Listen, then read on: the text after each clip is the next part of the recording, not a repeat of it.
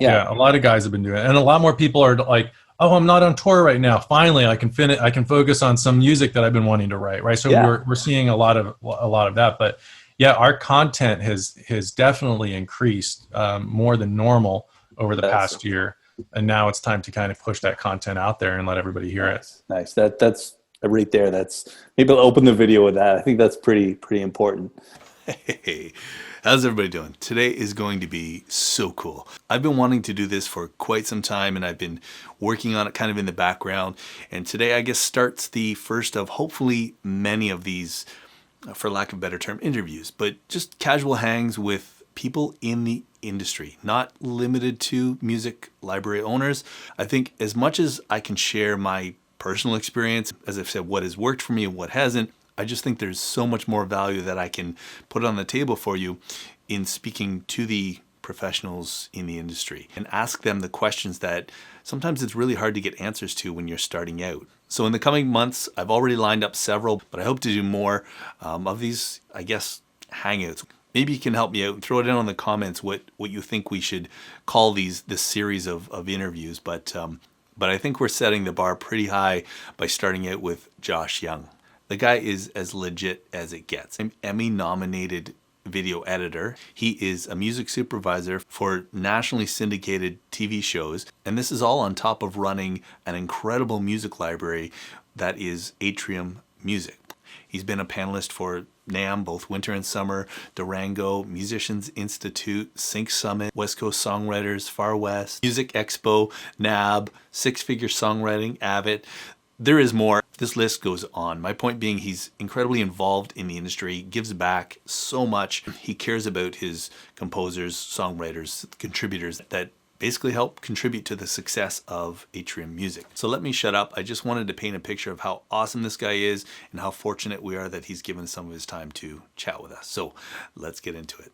Hey, Josh, thank you so much for joining us and giving us your time. Really appreciate it. And I know the subscribers to the channel are going to appreciate it too. Yeah. Hey, how's it going? So excited to be here and answer questions. I love talking and teaching, so this will be fun. Awesome. I'm really looking forward to it. So as I kind of said in the intro, kind of read over what you've been doing and what you've done and accomplished and how involved you are in the industry and all that great stuff. The whole idea is that I would like to just kind of ask you some questions and from your perspective and where you're at. And yeah, I'm sure a lot of it will be helpful and insightful, but I think it's much better coming from you than me on my side, right? Because you're in it, you're right there. So I'm just going to run off some questions and we can just have a kind of a casual chat. Is that cool? Absolutely. Okay. So Atrium, when and why did you start? Oh, we're going to start with the long question. So I started off as a musician. I've been playing music since I was 5 years old. I started off with piano, ended up going to high school for it, a special music academy. Then I ended up going to college and I studied to be a studio musician. At some point, I kind of realized that being a musician wasn't, at least for me, going to support a family. Like every guy I was talking to who's a studio player was teaching, they were doing something else. And I wasn't even a great composer. I was a great session guy. And it got to the point where they're like, hey, we want you to learn your double reeds, oboe and bassoon. And I'm like, I don't. Okay, that's kind of where I draw the line. And so I was like, all right, well, what else do I want to do? Like, this is what I thought I was going to do my whole entire life. And it got to the point where I was like, I want to make movies. Like when I was a kid, me and my buddies would run down to the movie theaters and we'd watch the movies and I would sit through every end credit. And that's where I was like, I want to see my name on the big screens at some point. Like that's what my dream would be. So when I figured out music really wasn't going to be for me, I decided to learn how to edit. And I had a couple experiences with it. I ended up having an internship, ended up learning from some amazing editors, and it just kind of took off. And it just ended up being a path for me. Back in 2009, I produced my first feature. So I got a chance to do that, which was a lot of fun. And then the whole time, I also had built a recording studio with a buddy of mine. And so we found that teaching we found ourselves teaching a lot of these young artists about the music business, right? People are getting screwed, and we were trying to figure out how to kind of coach them a little bit. And meanwhile, I started editing on a bunch of shows, realizing, wow, these music libraries are really bad. They're not organized well. They sound really bad. Yeah. And I figured, you know what? I can do this so much better than all these other guys and what they're doing. So we basically built Atrium from the back forward. Like, what's the end user going to look at? How are they going to look at it? What do they want? And then we built it all the way up to the front. So cool. That's kind of how Atrium got its start. So cool. Kind of reverse engineering, right? Exactly. Yeah. I always, I guess, kind of equate what music libraries used to be like as like the clip art of graphic design, right? Like back in the day, because you think about, from my perspective, the composers and the tools they had, it was a lot of, just really cheesy sounds and strings like from my Korg Triton. And it was just, not really advanced. It's come a long way, but the whole sound. So I get what you're saying about the sound, the quality, that production value, right? Not quite, absolutely. Not quite being there. So before I move on to the next question, who's kind of all involved in Atrium? I have a small team of people in Pasadena that basically are the ones that run the show. I have, our VP of administration, Jen, and she basically runs all the admin side of stuff. I have Darian, who's our content curator, who makes sure the quality of everything that we get is superior. Steven, who's our business affairs. He takes care of all the contracts. And then we have like other people here and there that'll be part-time who either do graphics or social media or things like that. Yeah. So it's a small group of people, but we all work amazingly hard, but we know what we're doing. We communicate really well. We're really kind of a well-oiled machine at this point. Yeah. And we have our systems in place, and we could turn out a license in a matter of a few minutes for people. Yeah. Contracts, communication, things like that. And we're fairly responsive too. So everybody's really appreciative that they're like, wow, I've never gotten a license this fast, or music cues. And so we're very organized as far as the music side of it, the admin side of it, and then the legal side of it. Yeah. And I was going to mention too, like, I know I've always tried to express on my channel is that there's the liaison part of dealing with the artists and, and the agreements and the tracks and all that kind of stuff. But then you have the whole other side of that as the end user, right? So you're constantly dealing with the people that are coming to your library to license those tracks. So there's a lot of, I guess, communication going on. Absolutely. And our library is basically constructed in several different formats, AIF, WAV, MP3.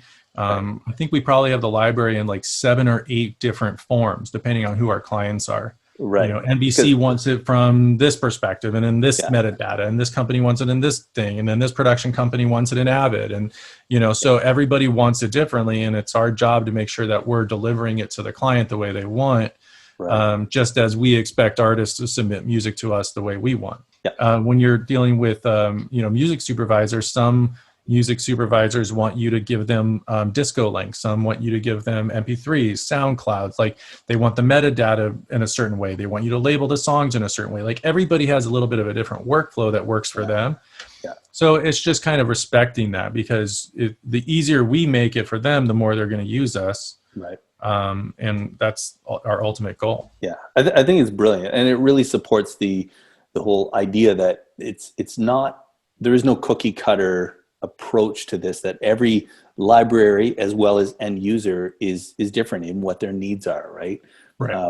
So there are certain things I would assume that have to be there, the level of production and the talent and the, I guess, marketability of each track, but again, as far as deliveries, there's a variance of them, right? Sure, absolutely. Yeah. Who are some of the clients that, if you can mention them, or in a indirect way, maybe who are some of maybe the shows that you place with or work with, or networks? Can you talk to that, or no? Sure. We work with all the different networks. Usually it's the production companies that are, whatever their content is on that particular network. We do work with the networks in doing their promo departments. So we've worked with NBC, WB, CBS, all these different companies to be able to provide them with, music for their promos. And then as far as the shows go, we do everything from unscripted to scripted, and feature films. So this year has been a little bit slower than most, but things are starting to ramp back up now, and people, it's actually getting pretty busy. So we're fulfilling a lot of briefs that we haven't seen over the past year. So that's been really nice. So that's optimistic. That's positive. Right on. Yeah, absolutely. That's good to hear. Atrium Music. How would you define yourself as different or unique from anybody else? A high quality boutique music library that caters to artists and our clients. So you're going to find a different level of artists, composers, and then especially like real artists that most libraries are not going to have. Right. That was also one of the questions I had, which is you work a lot with artists as opposed to myself. My background, my approach has always just been, production music, which is, I don't market myself as an artist, but you do work with a lot of singer songwriters, artists. Absolutely. What would you say is the I guess portion of your catalog of artists? Just because the sheer volume of production music, I would say probably 60-40 maybe. Yeah.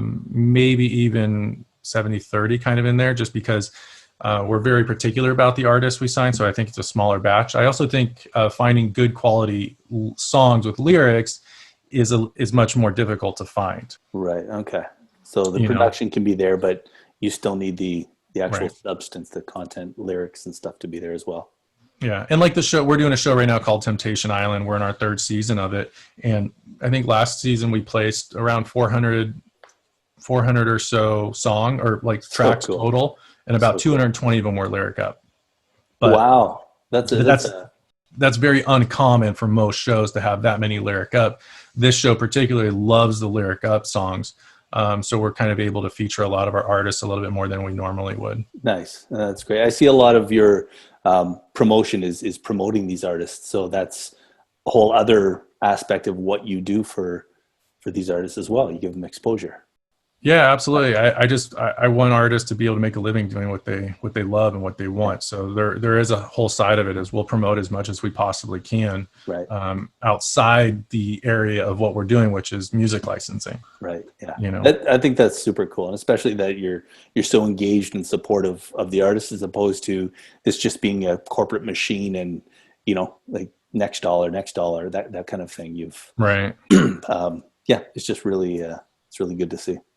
The industry, not so much globally what we're dealing with, a pandemic or anything like that, but just as a whole, as we kind of slowly come out of this, or as the industry slowly ramps up, are you optimistic about what's happening? You spoke to it a little bit there, but in general. Yeah, I am. I think content is king right now. Everybody wants content, right? You're seeing all these different, everybody's doing video casts. They're doing YouTube channels. People, the major networks are just trying to meet the quota that they can't meet. And it's this crazy competitive, world right now. Yeah. So I think as more and more artists are kind of developing and there's a more amazing music out there, there's also more platforms to put the music. And it's just, I think it's going to be this ever growing aspect of like the quality of music is going to, we demand a high level of quality, right? We turn down several tracks, from even artists that are signed to us. I'm like, I think you can do better. Like that's not quite where we want it sonically, let's stretch a little bit, and so we're constantly trying to grow. And I think artists are going to grow because of that competitive nature. But it is a massively competitive business. That is absolutely for sure. Oh, no doubt. And that's part of the reason I've never, along my course, I've had lots of people say, why don't you start a library? You have your own catalog. Yeah, not a chance. It's just, there's so many moving parts, and it's, I have so much respect for how incredibly hard that must be. Even just the little discussion that we've had here. Yeah. Even the admin side of it is just wild. Like you're constantly trying to fix all the mistakes that the PROs may be making, right? So you're constantly checking your placements. Do they pay out on it? Do they not pay out on it? Yeah.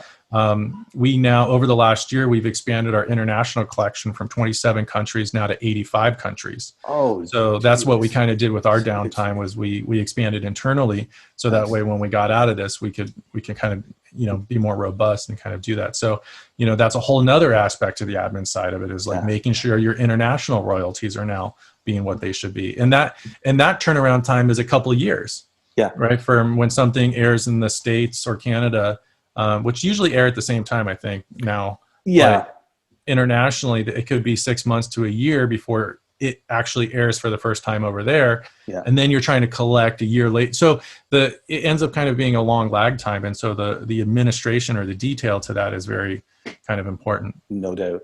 And you mentioned something really, I think, important there too, is that, during this whole, what has seemed like a downtime when, kind of all the lockdowns and everything happened. I mentioned it in a couple of videos, and that's that, the libraries, even though, maybe some of the sets and production on these shows have stopped or paused, that the libraries have not stopped, in the sense that you're still doing stuff behind the scenes, as you just kind of mentioned and pointed. So I was trying to encourage a lot of producers and writers and stuff to keep going, keep writing, and keep building your catalog, so that when things, ramp up again, and like we're suggesting that they're starting to, that you kind of hit the ground running, and that you're better prepared. You're not starting from scratch. And that, like Absolutely, you said, content is we've king. seen that a lot. Yeah, A lot of guys have been doing it, and a lot more people are like, "Oh, I'm not on tour right now. Finally, I can finish. I can focus on some music that I've been wanting to write." Right. So we're seeing a lot of that. But yeah, our content has definitely increased more than normal over the past year, and now it's time to kind of push that content out there and let everybody hear it. Nice. That's right there. That's, maybe I'll open the video with that. I think that's pretty important. Is there anything else? I'm going to ask you a few specific questions that, from kind of I think that would help from a composer producer's perspective. But before I do that, is there anything else that you want to kind of mention or talk about that's industry related? Or move to the questions? No, I think one of the interesting points that we're seeing here is, I've been on a lot of different boards for like songwriter organizations and things like that. I'm currently sit on the board for the California Copyright Conference. Right. And those industry things are so important as far as relationships go and building those relationships, right? What we're seeing now is everything's virtual, right? And so it's a lot more difficult to kind of like connect virtually. However, I've done maybe about 10 of virtual panels over the last year, right? So there's more opportunity, and you're seeing the industry kind of pivot, right? You may not have that personal connection, like, hey, let's go get coffee or things like that, but we're seeing a lot more information that's kind of being shared, which is, I love that. The more that I think you can share, I think just it's better for everybody. Because look, I mean, there's nothing that I have that you can't do or somebody else can't do, right? But I'm passionate about it in a certain way, right? Same thing with you. Your talent as a composer is amazing. You can tell me every single secret you have, but I'm still not going to be able to replicate you. Right. So I love sharing. I love teaching. I don't, and I think that's so important. But relationships are really important right now. And I think we're seeing kind of a blossoming of that in the industry for sure. I couldn't agree more. 100%. Both what you just said, and it's always the same thing. I have this channel, and I share, I guess, just my experiences, but I don't feel that anybody watching is competition, in the sense that we'll all, because of the relationships, we all get further ahead, and we all, kind of help each other, support each other, and that I really don't feel I'm going to lose out on work because I've helped somebody else, get a leg up, like that kind of thing. I just think it's a more positive thing, and all kind of around relationships. Like, it's super, super important. Right? Absolutely. Yeah.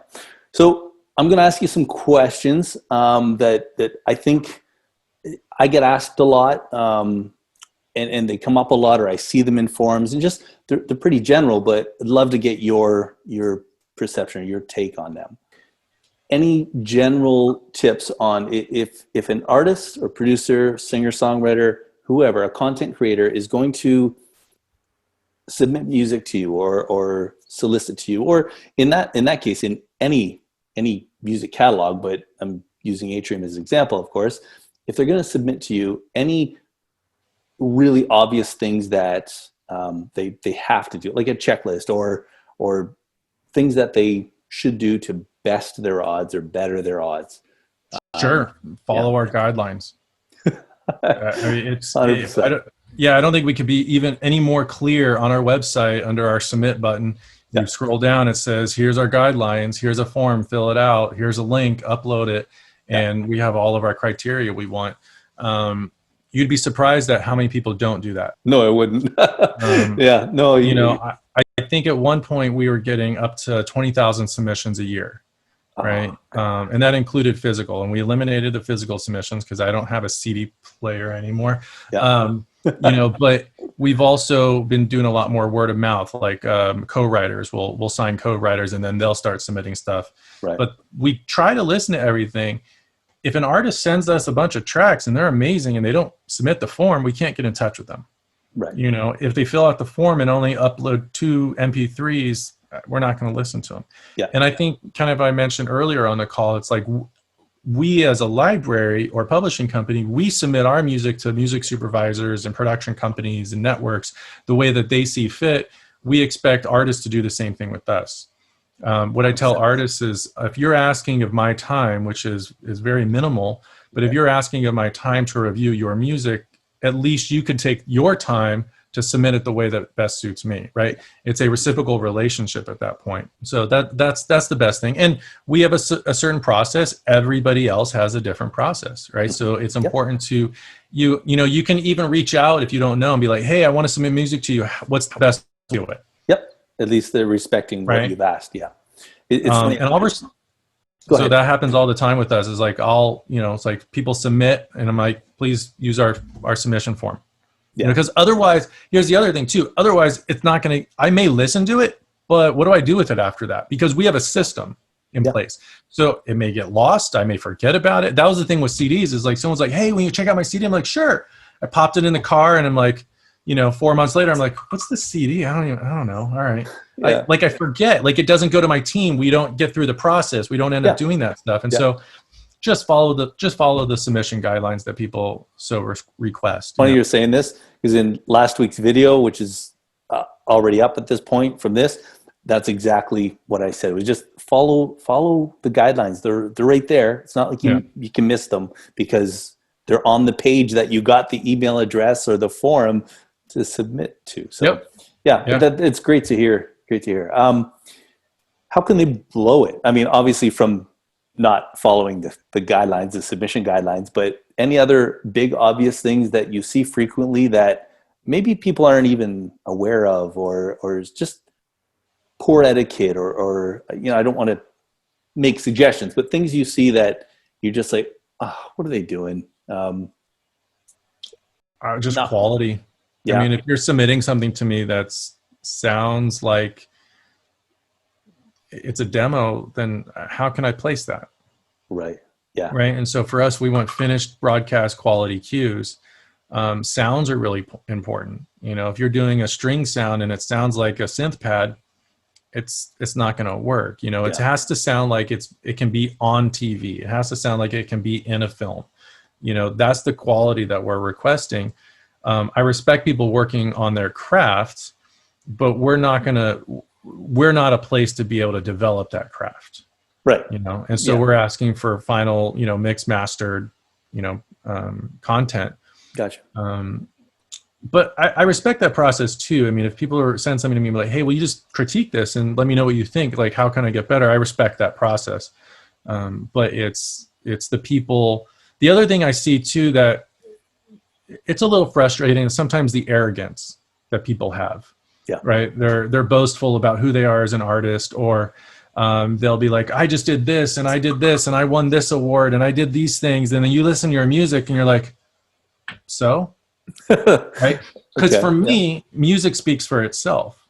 And I've never had a request or a brief that says, hey, please send us an award-winning artist. It's always send us this type of music. They don't really care who the artist is, especially at this level. If you're not at the record label level where people are like, oh, do you have a Ariana Grande track or a Taylor Swift or a Justin Bieber, where they know that type of music, people aren't requesting the accolades that go with the music. They just want good music. Yeah, it has to serve a purpose for picture, right? Which is that it kind of plays second fiddle, or it's supporting something more important, which is picture, right?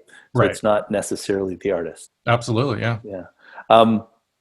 I guess my next question was what it kind of ties in, but what do you look for in either an artist or let's just say contributor, whether it's a singer-songwriter or producer, composer? Are there certain qualities in them as a person as well as the music? I always let music speak for itself first. Yeah. Okay. Right. If I'm listening to a track, and I listen to a lot of music, if I listen to a track and it's like, whoa, that's cool, I can't tell you what that is, but it's just the reaction that I get when I hear their music. There's something there that I can connect with. Yeah. That makes me like the music, right? There's a vibe, there's a pocket, there's a groove, there's a, the voice just has this tangibility that just makes you go, huh. Those are those wow factors, the it factors, the things that people are looking for. I react the same way to all of those. If it's somebody who's just creating a track and it's just it's like nothing, it's not coming through to you, right? So you kind of need that extra little pop in there. That comes with production, that comes with soul, that comes with leaving it all out there when you go to record your vocal and not playing it safe. It's emoting through the music. It's all those different things that create that amazing track that makes you go, I like this. Yeah. So it kind of does tie back to production quality and just a really great track, not mailing it in, making sure that it really is your best work or the best work you feel you can do, right? Absolutely. Don't half-ass it. I mean, that's just, yeah. It should be common sense, but I'm sure you see a lot of it too, right? Exactly. Yeah. Genres, styles of music.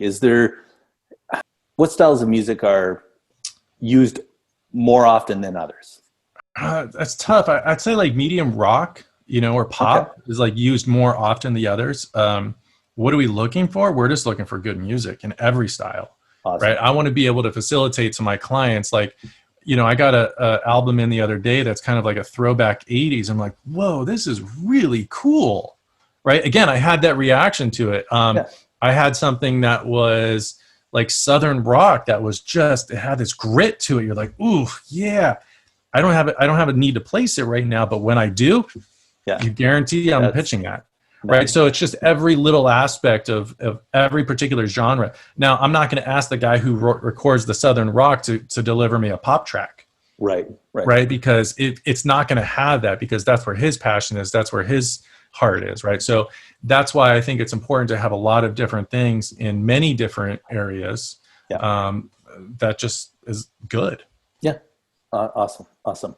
And I kind of asked this question a little bit before, but it ties into what we're talking about now, in that as far as placeability, I know you mentioned Temptation Island is placing a lot of songs vocal up, but are they typically in demand across the board, or are they are you seeing them being placed more than before, or I mean compared to just instrumentals or tracks minus the in Temptation Island, or across other shows? Across other shows. I think if people are requesting that because they're finding out that, I can get broadcast quality music from a library, right? And I don't have to go to every single artist and get their permission. Like, we have basically a publisher or kind of a pseudo record label where they can just come to us and get, amazing, talented artists. I think people are really liking that. And so we'll get requests for like, hey, who's the production company or who's the music library that did Temptation Island? We want that sound. Like, we want those artists, right? Yeah. So now we've had that a couple of times, and that's really nice, and that's flattering, and it's exciting. And so people are kind of recognizing the quality that we're able to provide for those shows. Yeah.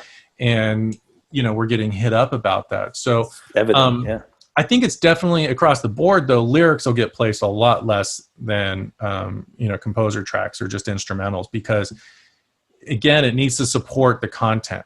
Right. On Temptation Island, we kind of build it into the show as part of a character, right? The lyrics are also helping tell the story. Bachelor doesn't do that. right? But it's still kind of the same kind of show, but they just don't build it into that show. Right.